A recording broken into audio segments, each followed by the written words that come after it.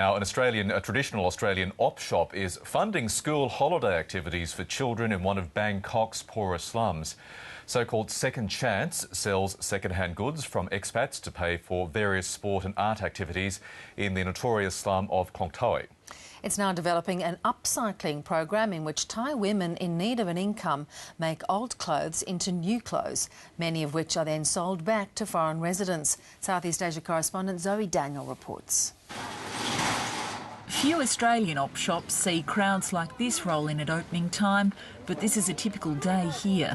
Residents from the inner Bangkok slum of Klong Toei come to buy clothes, toys and household items, some to use and some to sell on. I lost my job and I found this place to buy something cheap to sell, and it created income to buy food.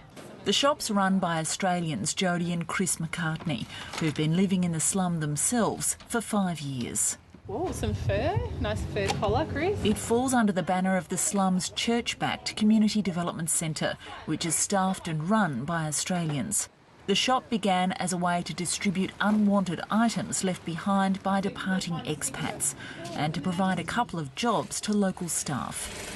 It's now more than self-supporting and expanding beyond recycling to upcycling. So we're using old clothing that maybe isn't good enough to wear, or it's inappropriate for the slum, like suits and business shirts, and transforming them into something more interesting and useful, and then selling them back to the expats. Yeah. Help is greatly needed here, where incomes are almost non-existent.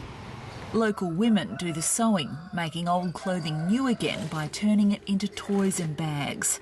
The shop then takes the items back, selling them into the expat community and distributing the proceeds to the women. We can make 2 designs from jeans, big bags, but the samples sold too well, so now I have no samples to copy from. We sold them all.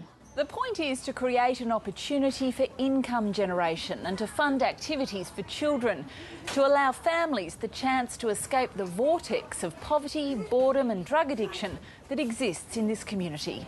So far, Second Chance has helped fund soccer teams and school holiday programs.